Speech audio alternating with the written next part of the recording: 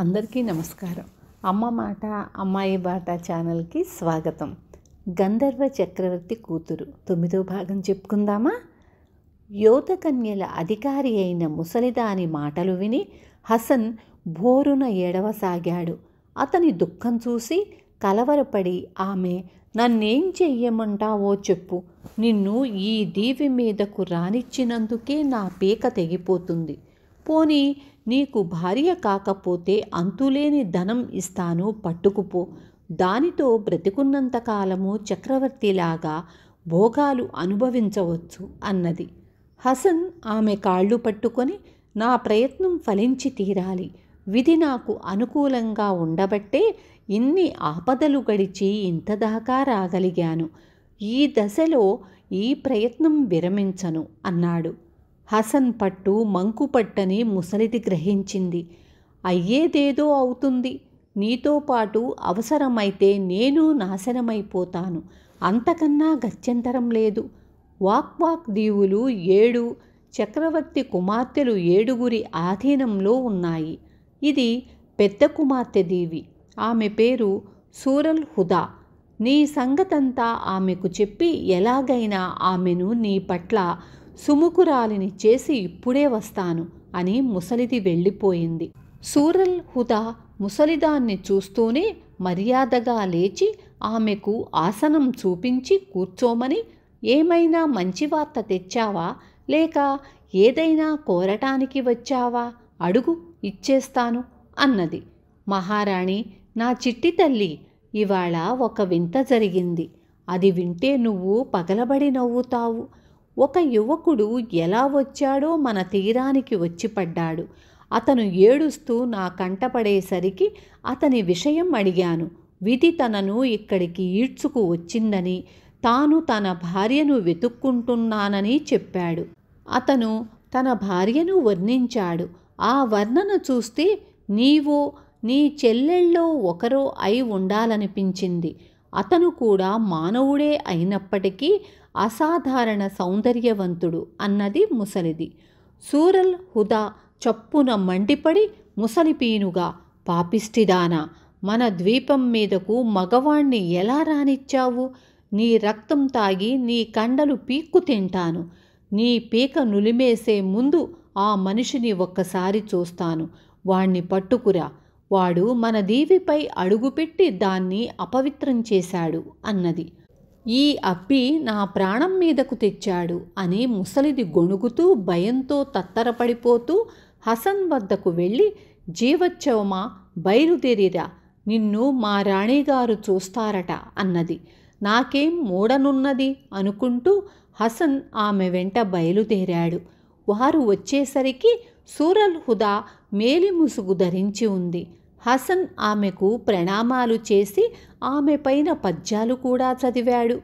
చక్రవర్తి కూతురు అంతా విని ప్రశ్నించమన్నట్లుగా ముసలిదానికి సైగ చేసింది. ముసలిది హసన్ కేసి తిరిగి, మహారాణి వారు అడుగుతున్నారు, నీ పేరు, నీ భార్య పేరు, నీ పిల్లల పేర్లు చెప్పు అన్నది. హసన్ చక్రవర్తి కూతురు కేసి తిరిగి, మహారాణి, నేను హసన్ అనే దౌర్భాగ్యుణ్ణి. నాది ఇరాక్ దేశంలో బస్రా నగరం. నా భార్య పేరు నాకు తెలియదు. నా కొడుకులకు నాసిర్, మన్సూర్ అని పేర్లు పెట్టుకున్నాం అన్నాడు. నీ భార్య నిన్ను ఎందుకు వదిలిపోయిందని అడిగితే హసన్ తనకు తెలియదన్నాడు. కానీ ఆమె మనస్ఫూర్తిగా తనను వదిలి ఉండదన్నాడు. ఆమె బయలుదేరింది బాగ్దాదులోని ఖలీఫా భవనం నుంచి అని, ఎగిరిపోవటానికి గాను ఆమె పక్షి ఉడుపు ఉపయోగించిందని, వెళ్ళిపోయేటప్పుడు ఆమె తన తల్లితో తాను వాక్ దీవులలో ఉంటానని చెప్పిందని కూడా హసన్ చెప్పేశాడు. అంతదాకా మౌనంగా ఉన్న సూరల్ హుదా, నీ భార్యకు నీపై ప్రేమ లేకపోతే తానుండే చోటు చెప్పి ఉండదు. నీపై ప్రేమ ఉంటే నిన్ను విడిచి వెళ్ళిపోయి ఉండదు అన్నది. తన భార్య తనను గాఢంగా ప్రేమించినట్లు 1,00,000 నిదర్శనాలున్నాయని, ఎగరాలన్న కోరిక చేత వివసురాలై ఆమె వెళ్ళిపోయిందని హసన్ చెప్పాడు. ముసలిది కూడా ధైర్యం తెచ్చుకొని చక్రవర్తి కూతురి కాళ్లపై పడి, మహారాణి, నిన్ను పెంచి పెద్దదాన్ని చేసిన నా మొర ఆలకించు. ఈ అభాగ్యుణ్ణి శిక్షించకు. ఇతను ఇన్ని కష్టాలు గడిచి దేవుడి దయచేతనే ఇక్కడికి చేరాడు.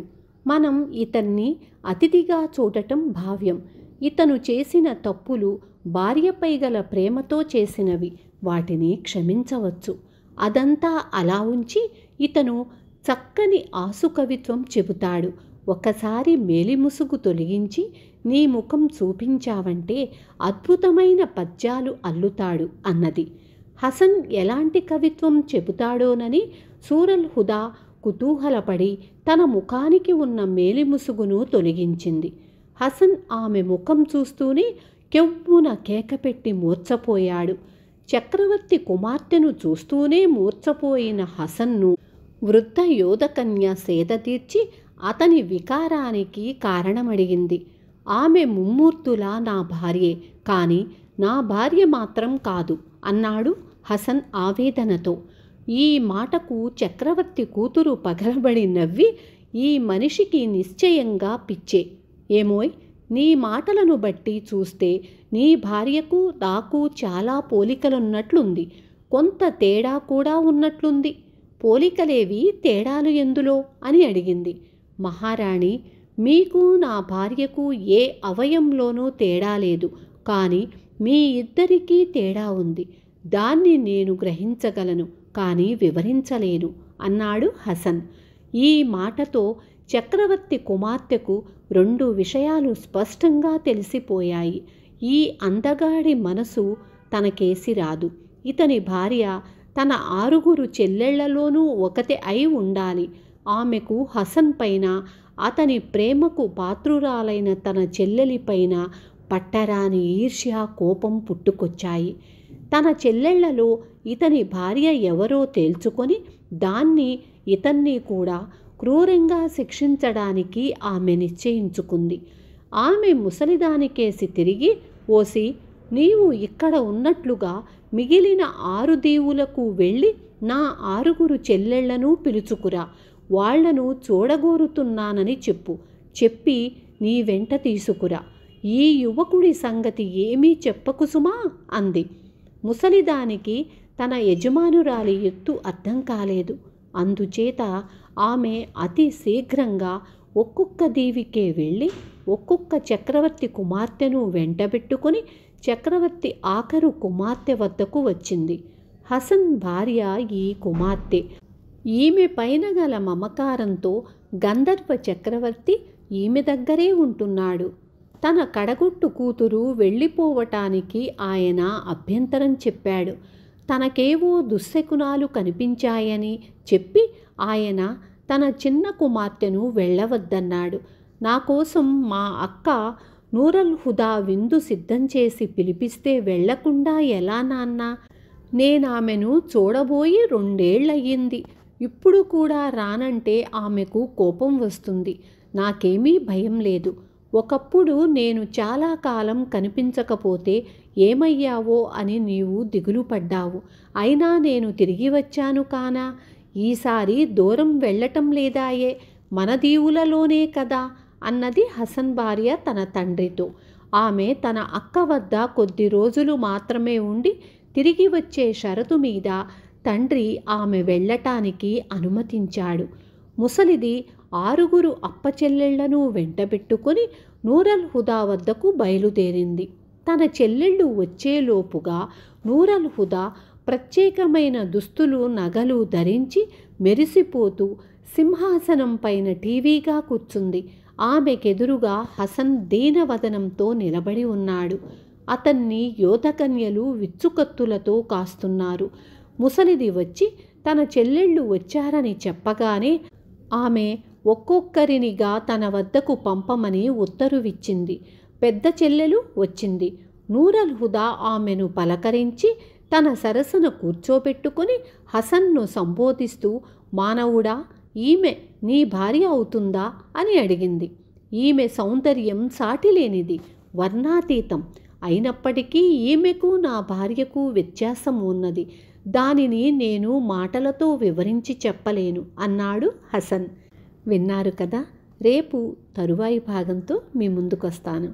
ఉంటాను.